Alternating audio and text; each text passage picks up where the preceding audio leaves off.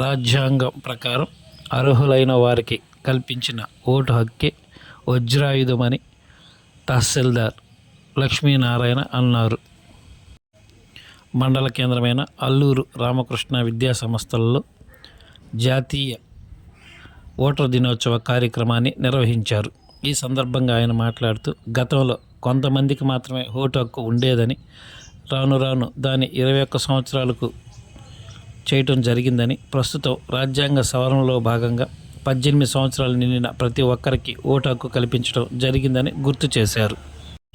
ఈ ఓటు హక్కు ద్వారా మంచి నాయకుడిని ఎంచుకోవడంతో పాటు మంచి సమాజాన్ని, మంచి దేశాన్ని ఎంచుకోవడం మన చేతుల్లోనే ఉంటుందని గుర్తు చేశారు. ప్రతి ఒక్కరూ నిర్భయంగా మంచి వ్యక్తికి ఓటు వేసేందుకు అవకాశం కల్పించిన రాజ్యాంగం ఓటు హక్కు ద్వారా మనకు ఒక ఆయుధాన్ని అందించిందని గుర్తు చేశారు.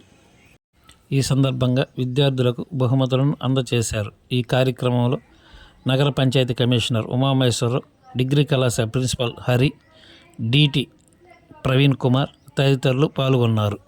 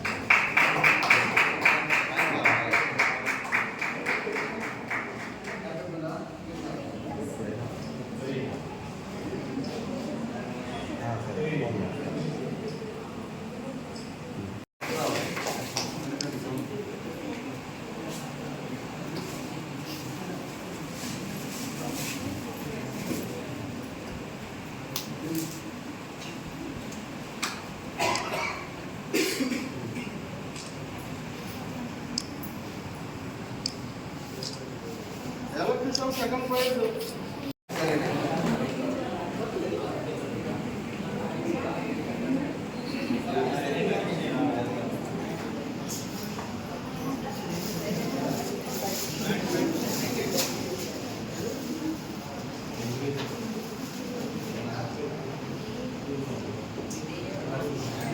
Next electrician first year.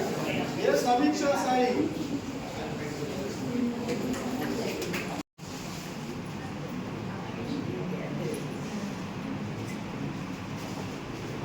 Ashika, this is the second prize.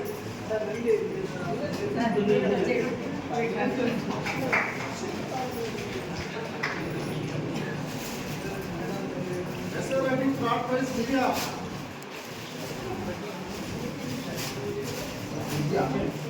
తెలుసుకున్న తర్వాత అలాగే దీనివల్ల మనకు ఉపయోగం ఏంటి అనే విషయాలు క్లుప్తంగా ఒక 2 విషయాలు మాట్లాడుకున్న తర్వాత మనము ఈరోజు ప్రతిజ్ఞ చేయడం జరుగుతుంది. ముందుగా మనకు 1950 జనవరి 26 నుండి రాజ్యాంగం అమల్లోకి వచ్చిన విషయం అందరికీ తెలిసిందే, తెలుసా? అయితే మనం జనవరి 25న నేషనల్ ఓటర్స్ డే ఎందుకు జరుపుకుంటున్నాము అంటే, జనవరి 25 1950వ సంవత్సరంలో ఎలక్షన్ కమిషన్ ఏర్పాటైంది.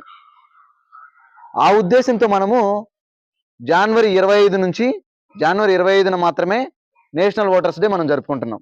అంటే ఎలక్షన్ కమిషన్ ఏర్పాటుకు సూచికగా, గుర్తుగా మనం జనవరి 25న జరుపుకుంటున్నాం. అయితే ఈ నేషనల్ ఓటర్స్ డే జరుపుకోవాల్సిన ఆవశ్యకత ఏంటి అనే విషయాన్ని మనం పరిశీలిస్తే, ప్రధానంగా భారతదేశంలో స్వాతంత్రం రాకముందు కేవలం కొన్ని వర్గాలకు మాత్రమే ఓటు హక్కు ఉండేది. ఎలా అంటే ఒక సంపన్న వర్గానికి కానీ, లేదా చదువు ఆధారంగా కానీ, లేదా వేరే వేరే వృత్తుల ఆధారంగా కానీ ఇలా మాత్రమే ఓటు హక్కు ఉండేది. కానీ మనం రాజ్యాంగం అమల్లోకి వచ్చిన తర్వాత అందరికీ సార్వత్రిక ఓటు హక్కు అనే నినాదంతో అనడానికి ప్రముఖమైన ఆధారం ఓటు హక్కే. అంటే ఎవరితో సంబంధం లేకుండా, అంటే ఎటువంటి దాంతో సంబంధం లేకుండా 18 సంవత్సరాలు నిండిన ప్రతి ఒక్కరికి ఓటు హక్కు కల్పించబడింది.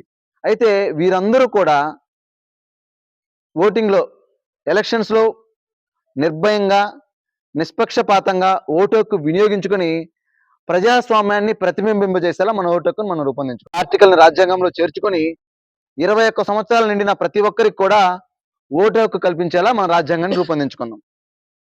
అయితే 1988 సంవత్సరంలో ఏం చేశారంటే 21 సంవత్సరాలకు కాదు, ఇది 18 సంవత్సరాల నుంచి అందరూ మేజర్స్ అవుతారు కాబట్టి 18 సంవత్సరాల నుంచి కూడా యువకులందరికీ కూడా ఓటు హక్కు ఉండాలనే ఉద్దేశంతో రాజ్యాంగ సవరణ ద్వారా మనం రాజ్యాంగాన్ని సవరించుకొని 18 సంవత్సరాల నుంచి ఓటు హక్కు కల్పించుకున్నాం. అయితే ఈ ఓటు హక్కు వల్ల ఏంటి ఉపయోగం? భారతదేశం ప్రజాస్వామ్య దేశం.